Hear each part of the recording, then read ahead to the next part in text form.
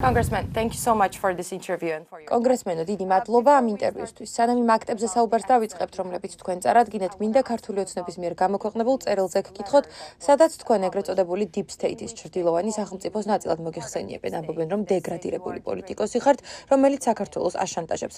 აქამდეც რამდენჯერმე განაცხადეს, რომ საქართველოს შესახებ თქვენი აქტიურობის ნაცვლად ფულსაც გიხდიან. რისი თქმა შეგიძლიათ ამაზე? What do you have to say about it? შემიძლია გითხრათ, რომ ჩემი ინტერესი საქართველოში თავისუფალი და სამართლიანი არჩევნებია. საქართველოში ვიზიტებისას ჩემზე დიდი შთაბეჭდილება მოახდინა იმ ხალხმა, ვინც იქ გავიცანი. ასე რომ ჩემი ინტერესი არაფერია გარდა იმისა, რომ საქართველოს მოსახლეობას სამართლიანი და თავისუფალი არჩევნების შესაძლებლობა ჰქონდეს. მთელი ჩემი ცხოვრების განმავლობაში თავისუფალი და სამართლიანი არჩევნების ხელშეწყობისთვის ვიბრძოდი ცენტრალური და აღმოსავლეთ ევროპისთვის და ამან შედეგიც გამოიღო. ჩემთვის ძალიან ამაღელვებელია იმის ხილვა თუ რა შესაძლებლობები აქვს ქართულ ხალხს, რომ საბოლოოდ ჰქონდეს სამართლიანი და თავისუფალი არჩევნები. So you have together with the congressman. კონგრესმენ კოენთან ერთად ქართული კოშმარის არაღიარების აქტი წარადგინეთ. ის მსგავსია იმ აქტისა, რომელიც ასადის რეჟიმის წინააღმდეგ გამოიყენეთ. თუ შეიძლება მეტი გითხარით ამ არაღიარების აქტზე და რატომ გადაწყვიტეთ, რომ მისი წარდგენის აუცილებლობა არსებობდა, რატომ იყენებთ სირიის მაგალითს? Important to be introduced and why Syrian example? Well, indeed, this is in the spirit. პრეზიდენტ რონალდ რეიგანის სულისკვეთებით ჩვენ გვსურს მშვიდობა სიძლიერის მეშვეობით და არა გლობალური ომი. ჩვენ გვინდა მშვიდობა სიძლიერის მეშვეობით და რა თქმა უნდა ამის ნაწილია თავისუფალი და სამართლიანი არჩევნები. უკვე წლებია ამერიკის შეერთებულ შტატებს არაღიარების პოლიტიკა აქვს, რომელიც ძალიან წარმატებულია. 1940 წელს ამერიკამ არაღიარა საბჭოთა კავშირის მიერ ლიეტუვის, ლატვიისა და ესტონეთის ოკუპაცია. ჩვენ მათ ყოველთვის დამოუკიდებელ ქვეყნებად მივიჩნევდით. ძალიან მადლობელი ვარ, რომ კონგრესმა ცოტა ხნის წინ უყარა კენჭი იმას, რომ ყირიმი არაა რუსეთის ფედერაციის ნაწილი და ის რომ ისევ უკრაინის ნაწილია. ეს იყო სწორედ არაღიარება ომის კრიმინალი პუტინის ტერიტორიული შეჭრისა. დამასკოში ასადის არაღიარების აქტს კი კონგრესმა 330 ხმით დაუჭირა მხარი. ეს სერიოზული გზავნილი უნდა იყოს ქართული ოცნებისთვის. ამ აქტზე მე და სტივ კოენი, რომელიც დემოკრატია, მე კი რესპუბლიკელი, ერთად მუშაობთ. დამასკოში ასადის დიქტატურა დასრულებულია. ის მოსკოვში გაიქცა, სადაც მისი ადგილია. ეს ომის კრიმინალ პუტინის კიდევ ერთი მცდელობაა, რომ თავიდან შექმნას საბჭოთა კავშირი. ეს ძალიან სერიოზული საფრთხეა ქართველი ხალხისთვის.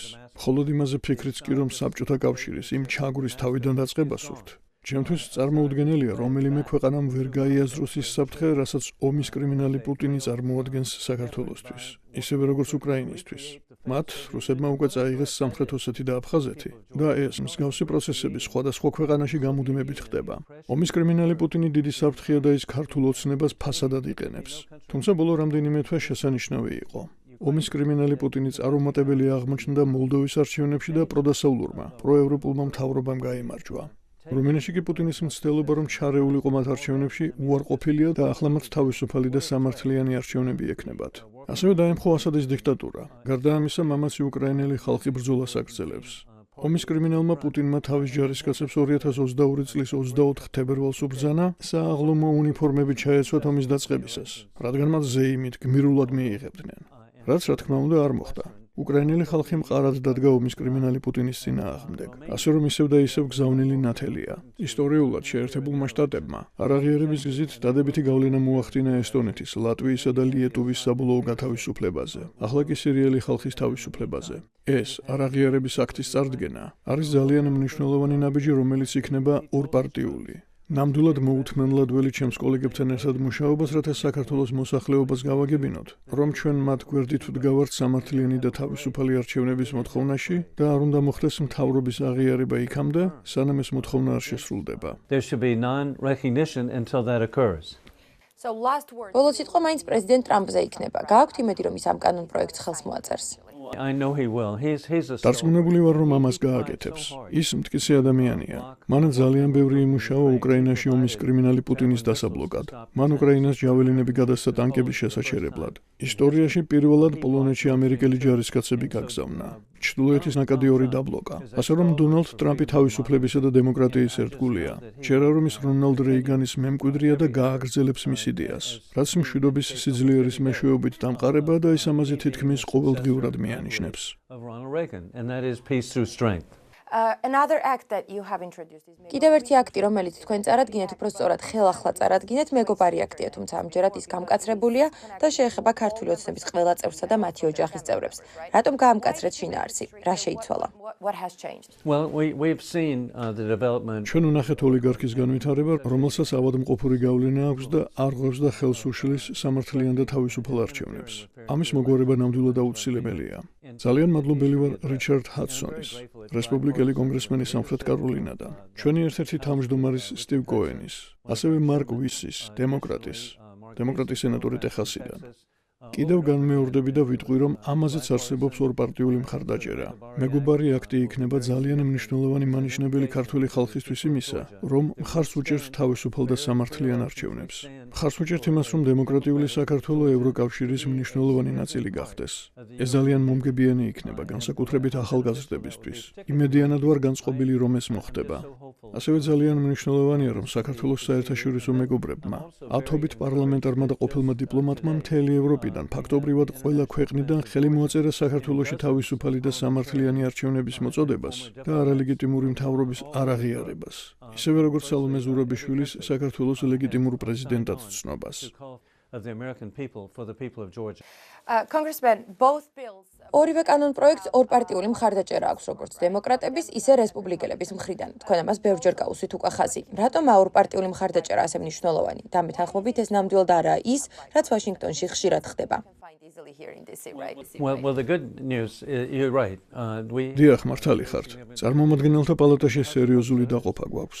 დემოკრატებსა და რესპუბლიკელებს შორის ძალთა ბალანსი ძალიან ახლოსაა. კარგი ამბავი კი ისაა, რომ საქართველოზე ორპარტიული ერთობაა. ბოლო არჩევნებით რესპუბლიკელებს უმრავლესობა გვაქვს წარმომადგენელთა პალატაში, სენატში და პრეზიდენტიც ჩვენი პარტიიდანაა. მაგრამ ჩვენ აუცილებლად გავაგრძელებთ მუშაობას დემოკრატ კოლეგებთან. კიდევ უფრო ღირსშესანიშნავი ისაა, რომ წარმომადგენელთა პალატასა და სენატს შორის ერთგვარი შეჯიბრია ხოლმე და ძალიან მსიამოვნებს ის, რომ მეგობარი აქტი ამავდროულად წარდგენილი იქნება სენატშიც. იქაც ორპარტიული მხარდაჭერა აქვს სენატორ როჯერ უიკერისგან, რომელიც რესპუბლიკელია მისისიპიდან და სენატორ ჯინ შაჰინისგან, რომელიც დემოკრატია ნიუ-ჰემშირიდან. ასე რომ დემოკრატები და რესპუბლიკელები წარმომადგენელთა პალატასა და სენატში ერთად მუშაობენ და ასევე ვხედავთ, სად დგას დონალდ ტრამპი. ის ნამდვილი ჩემპიონია სიძლიერით მშვიდობის დამყარებაში და რონალდ რეიგანის პრინციპების შენარჩუნებაში. And promoting the principles of Ronald Reagan. My last question to you. You're very vocal about what's going on. თქვენ ხშირად და ხმამაღლა საუბრობთ საქართველოში მიმდინარე მოვლენებზე და ჩართული ხართ ამაში. როგორ ფიქრობთ, უნდა ველოდოთ თუ არა მეტ სანქციას და რას გვეტყვით იმაზე, შეინარჩუნებს თუ არა პრეზიდენტი ტრამპი არსებულ სანქციებს. ზოგადად როგორ წარმოგიდგენიათ სამომავლოდ საქართველო-ამერიკის ურთიერთობა? Going forward. Well, I believe the sanctions will be in place. ვფიქრობ, სანქციები ძალაში დარჩება და კიდევ უფრო გაძლიერდება, ისე როგორც ეს ირანის შემთხვევაშია, მაქსიმალური წნეხი. ჯერა რომ სანქციები გაიზრდება. მნიშვნელოვანია, რომ ბევრი სხვაც გავითვალისწინოთ. მაგალითად, ახალი სახელმწიფო მდივანი მარკო რუბიო და მისი ოჯახი კუბიდან საბჭოთა იმპერიას გაექცნენ. გვეყოლება სახელმწიფო მდივანი, რომელიც კარგად იცნობს და რომელსაც კარგად ესმის საბჭოთა სტილის მთავრობა, რომელიც ახლა ჰავანაშია. მან კარგად იცის რა არის თავისუფლება და დემოკრატია. ის ამის ნამდვილი ჩემპიონია. ასევე მაიკ უოლცის პრეზიდენტ ტრამპის ეროვნული უსაფრთხოების მრჩეველი. ისიც თავისუფლებისა და დემოკრატიის სადარაჯოზე დგას. ასევე ძალიან მადლობელი ვარ, რომ გაეროში ელჩად ელის სტეფანიკი წარადგინეს. დონალდ ტრამპის მიერ ყველა ამ ადამიანის დანიშვნა მიანიშნებს, რომ ის იმუშავებს რონალდ რეიგანის ტრადიციების მიხედვით, მშვიდობა სიძლიერით, საქართველოს წინსვლასა და თავისუფლებას ვუსურვებ. Well, thank you very much. And progress and freedom for Georgia. God bless. Thank you so much. Thank you. Thank you very much.